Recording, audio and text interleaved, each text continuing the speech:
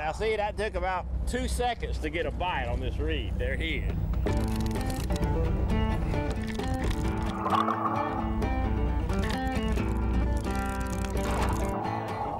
Captain Mike Theory runs fishing trips here on the Gulf of Mexico. Nice red snapper. That's not bad, is it, Mike? That's been our average size fish. Yeah? Yes, sir. Already, this oil spill is the worst environmental disaster America has ever faced. And how's the fishing looking at the moment overall? Fishing is really looking fantastic, yes. Really? A lot of fish this size and bigger. I've been in it 45 years. It's as good as I've ever seen it. Really? No, absolutely, yes, sir. The millions of gallons of oil that have spilled into the Gulf of Mexico are more like an epidemic, one that we will be fighting for months and even years.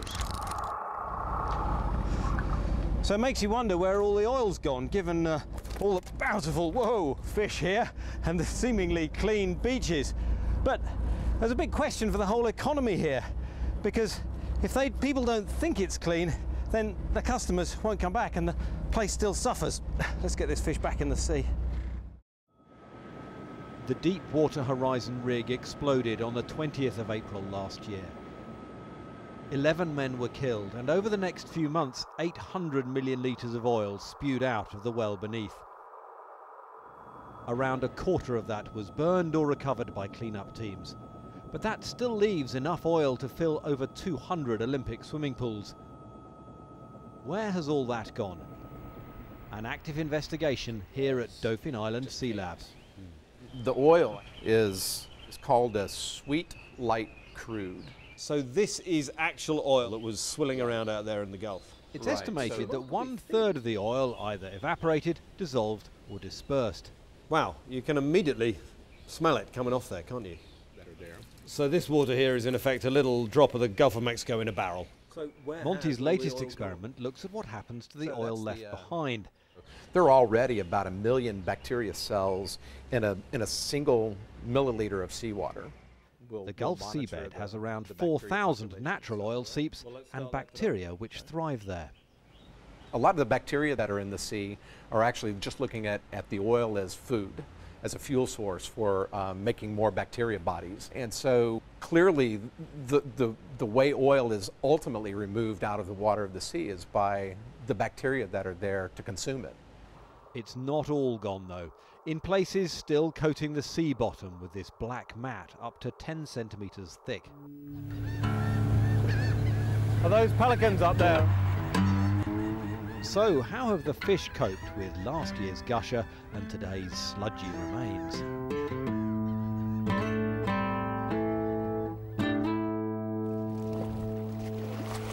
A team from Dauphin Island are searching for the answer. First, prepare the nets, then scour the sea with all eyes possible, and finally, close in on your prey.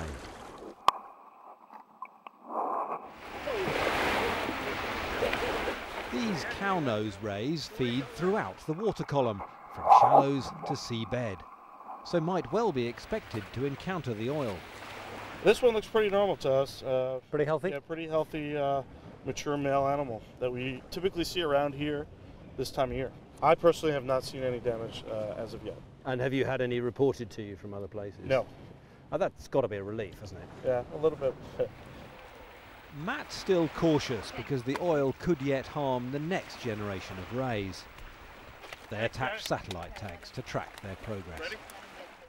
But overall, the lab's director says the data so far suggests a surprisingly rapid recovery.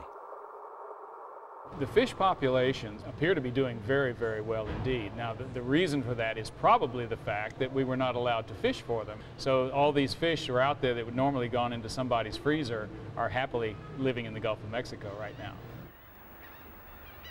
Following the disaster, fishing was banned across much of the Gulf last season.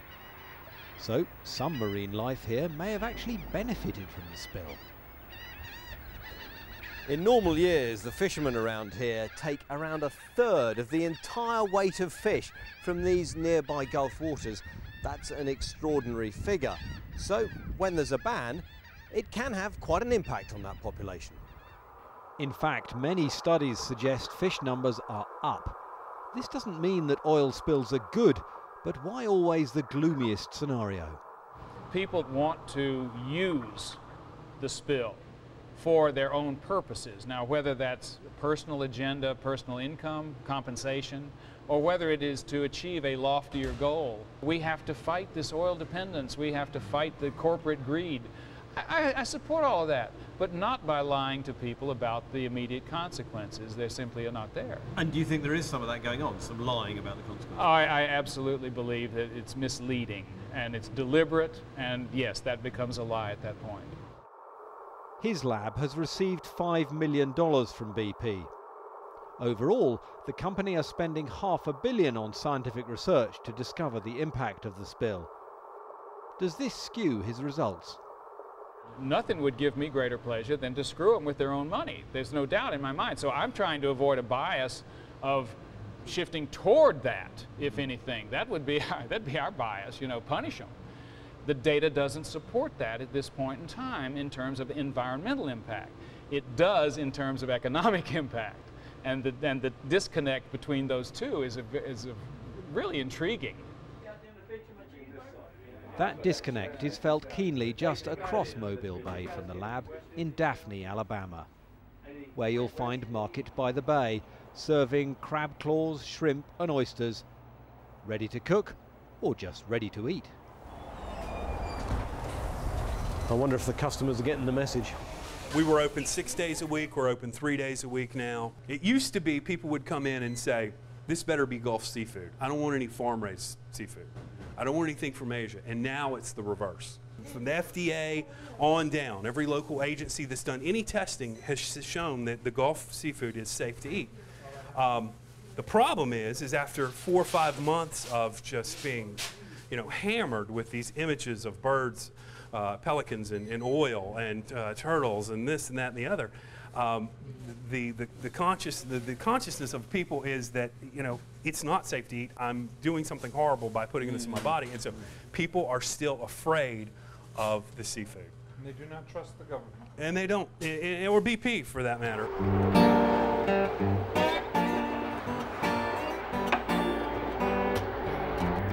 But they do want their money. BP has put aside $20 billion for compensation, and legal damages could double that. The coastal economy here is interwoven with fishing and tourism. There may be a countrywide downturn, but down here the pain is sharper and BP draws their fire.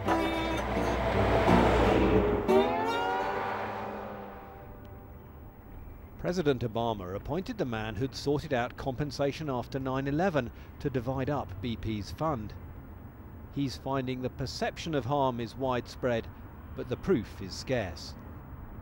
There are a huge number of claims, more than half, where the documentation that is provided to demonstrate damage attributable to the spill is virtually non-existent. I have about 100,000 claims with no documentation, nothing, zero. So it's proven to be a problem. Frank Fontenot has submitted a claim.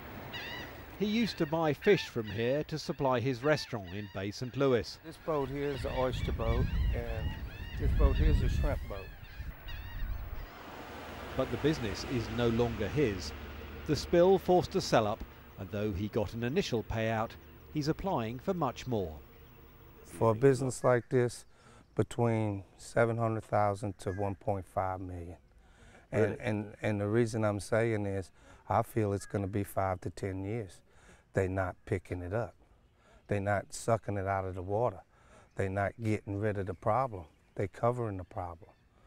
And people are feeling sick from it.